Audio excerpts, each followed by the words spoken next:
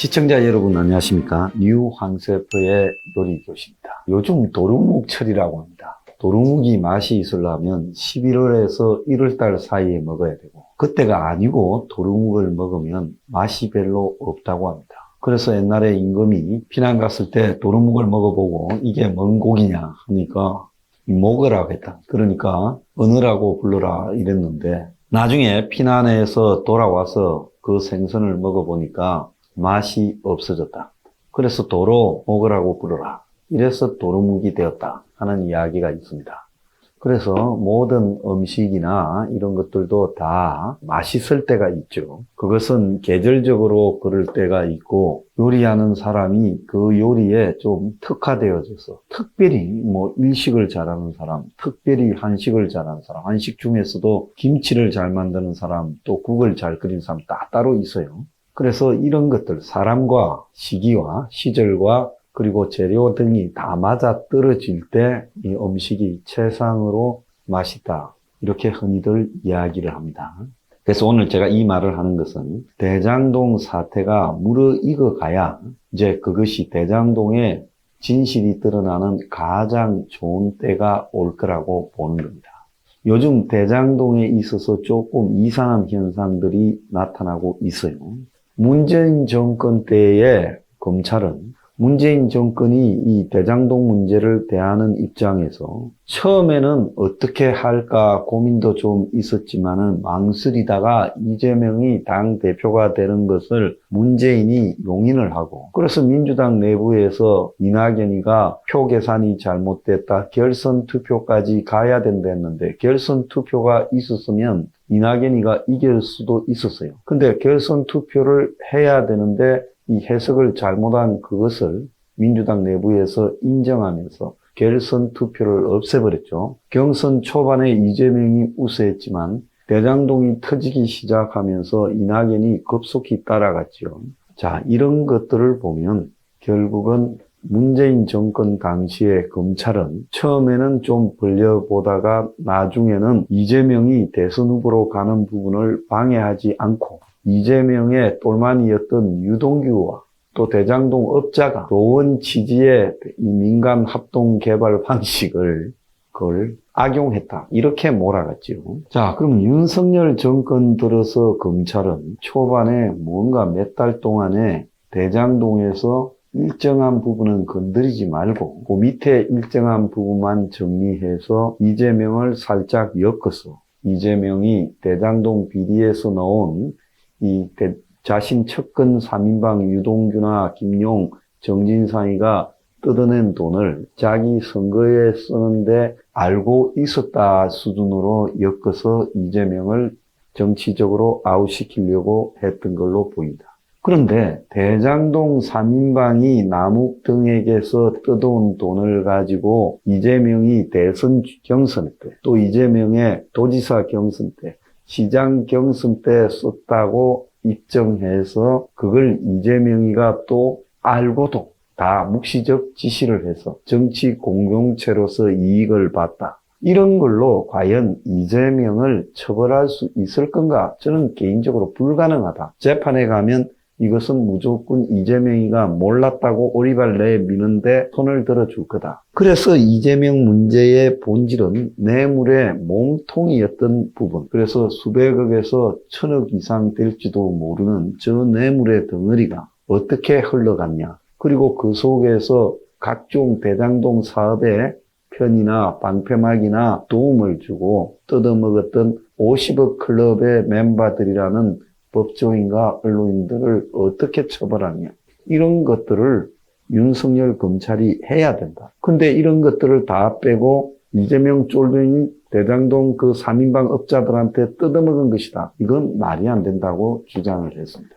근데 최근에 보면 점점 남욱과 유동규가 대장동에게 이재명실 지분이 있었다라는 말을 하고, 옛날에는 이재명 관련성을 왜 부정했느냐, 옛날이라 해봤자 작년이죠. 그때는 대선에서 어찌 될지 몰라서 그렇게 말하지 않았다. 아주 솔직한 이야기죠. 이재명이 대선에 이기면 자기들의 혐의가 일단 덮어질 거고 최소화될 거고, 그러면 잠깐 때우고 풀려나서 돈을 굳힐 수 있었던 거예요. 근데 이재명이가 대선에 떨어져 버렸습니다. 자, 여기서 이제 결정적 이해관계가 갈리는 거죠. 대선에 떨어지고 또 가만히 보자 하니까 이재명을 빼버리고 나면 유동규나 남욱이나 이 사람들이 자기가 지은 만큼의 죄가 아니라 이재명이 빠졌기 때문에 이재명의 죄까지도 자기들이 걸머져야 되는 거예요. 그러니까 유동규가 내가 지은 만큼의 죄만 받겠다. 남욱이가 내가 한 만큼의 죄만 받겠다고 똑같은 발언을 하는 이유, 그건 무엇을 의미하겠습니까? 사실상 이 사업의 편의를 봐주고 지원을 해준 부분 등은 자, 우리가 적극적으로 요구한 측면도 있겠지만 성남시에서 최고 결정권자와 그 측근들이 적극적으로 우리한테 이렇게 해주겠다고 하고 또 한편으로 돈을 달라고 해서 어쩔 수 없이 줬다. 그래서 그쪽에 건너간 돈이 이만큼이다라고 말하는 게 자신의 죄를 맞추는 방법이겠지요. 일례를 든다면 라임 사건에서 라임 펀드 말입니다. 거기에서 이종필 부사장이라는 사람 생긴 것도 그렇고 그 사람의 경력 우리은행의 직원 출신이었어요. 그런 사람이 지금 라임의 주범이 되어가지고 20년을 받았습니다. 왜 이종필이가 그만큼을 받았을까요? 물론 라임에서 수십억이나 돈 100억 정도 뺐을지 모르지만 이종필한테 20억을 때리고 라임의 주범이 이종필이라 하기에는 너무 피렘이죠. 전부 빠져나가고 지난 문정권의 검찰이 이종필에게 초점을 맞춘 겁니다. 그래서 다 빠져나가니까 1조 6, 7천억의 사고가 났는데 누군가 책임은 져야 될 거니까 이종필이 다 진 거예요. 그러니까 징역 20년이 떴어요. 보석으로 풀려났던 깡패 출신 김봉현이가 가만히 보니까 내가 재판에 불구속 상태에서 팔찌 찬채 전자팔찌 갔다가 걸려드는 순간에 이종필이가 20년이면 나도 15년은 나오겠다 생각이 들지 않았겠어요? 횡령액은 김봉현이가 이종필보다 더 많을 거예요. 이렇게 되니까 김봉현이가 인생 여기서 끝나기보다는 도망가야 되겠다고 튀어버린 겁니다. 그러니까 이 라임 사태를 바라보는 남욱과 유동규가 가만히 봤을 때 자기들이 진 만큼의 죄를 받는다 해야 징역 2, 3년 받고 또 자신들이 추징당하거나 벌금 받을 돈도 줄어드는 거지. 그러지 않고 하다가 대장동 업자 주역 남욱, 대장동 이재명 측근 주역 유동규 이렇게 되면 가지 않겠어요? 그러니까 유동규가 최근에 입장이 바뀐 데는 쓰레기라도 먹고 입원해라. 이것은 네가 저지른 비리로 해라. 태백산맥에 가서 한 열을 숨어라.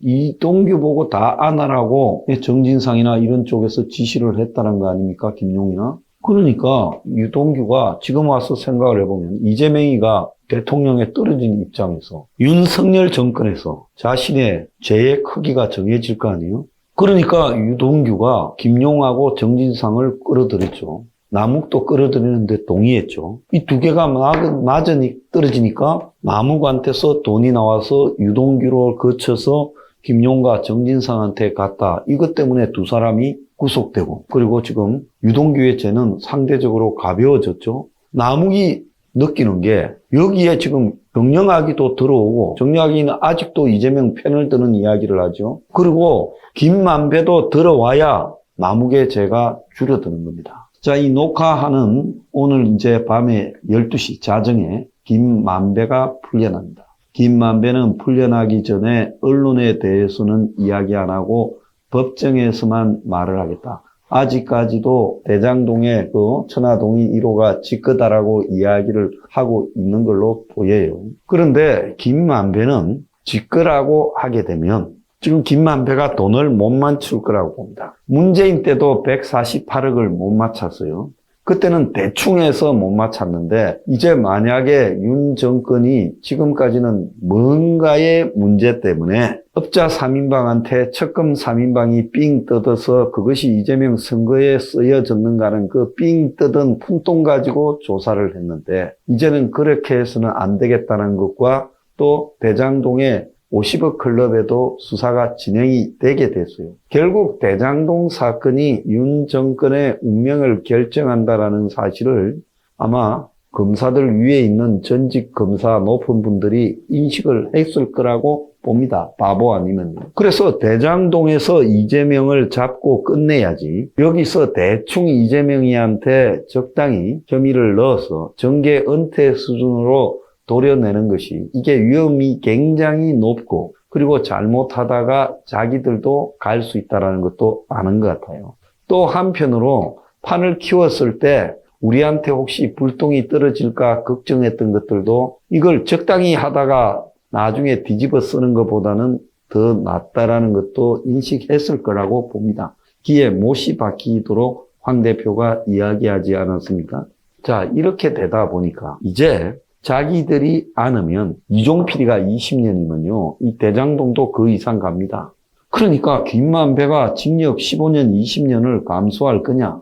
굉장히 의문이에요. 자, 그렇다고 김만배가 대장동을 진행시켜가는 과정에서 윤 정권이 붕괴될 거라고 판단할 수 있느냐? 김만배 얼굴을 안 보세요. 법조기자 한 20년 이상 파면서 뺀질이 중에 상뺀질이가 돼요. 그래서 김만배도 저는 의리의 김만배 이런 거 없다고 봅니다. 지금까지는 자신을 50억 클럽 그리고 현 정권 그리고 이재명 등이 건드리지 못할 거라고 생각하고 큰 소리 쳤습니다마는 김만배를 맞추지 않고는 대장동의 실마리가 맞춰지지 않는다는 걸 김만배가 누구보다도 잘 알 거라고 봐요. 그래서 김만배는 이제 빠져나갈 수 없다. 지가 다 안느냐 아니면 지도 이 죄를 남에게 넘기고 자기는 지연만큼만 받겠냐 이렇게 이제 선택의 기로에 있는데 초반에는 김만배가 말을 잘 안 들을 거라고 봐요. 왜? 김만배는 지가 지은 죄가 남욱이나 정영학이보다 훨 크니까 내가 지은 만큼 받겠다고 김만배가 그 말을 하다가는 15년, 20년 가요. 왜? 김만배가 회장님이고 남욱은 거기서 나오는 수입만 챙겼고 정영학도 마찬가지고. 자, 이제 정영학이가 문제인데 저자가 녹취록을 가지고 지사 선택을 해서 지 유리하게 문정권 검찰과 합쳤다고 보는데 저는 녹취록 내용이 다 공개된 게 아니라 부분적으로만 공개됐다고 보고 있습니다. 정영학이도 좀 모자라서 과거에 문정권의 검찰하고 좀 조절을 했기 때문에 아직까지 이재명 편을 드는 행동을 하고 있는데 저자도 수사 방향이 진행되는 데 따라서 지금 불구속 상태인데요. 저는 구속시켜야 된다. 정영학이도 지금 윤 정권의 검찰이 호락호락 풀어주지는 않을 겁니다. 결국은요. 이 사태가 어차피 진검승부로 가게 돼 있고 그 진검승부로 아무리 안 가려고 노력을 하고 적당히 도려낼라 해도 적당히 도려내다가 다 죽을 수 있다는 걸 바보 아니면 알 거라고 봐요. 지은 만큼 죄를 받겠다고 말을 못하게 된 김만배. 이재명과 김만배는 둘이서 직접적으로도 대화를 하는 입장이었을 거라고 저는 보고 있습니다. 김만배가 회장이 된 것은 전적으로 이재명의 입장이었다고 봅니다. 이제 대장동의 2라운드가 어떻게 전개될지 궁금합니다. 오늘의 디저트. 대장동 회장님 김만배.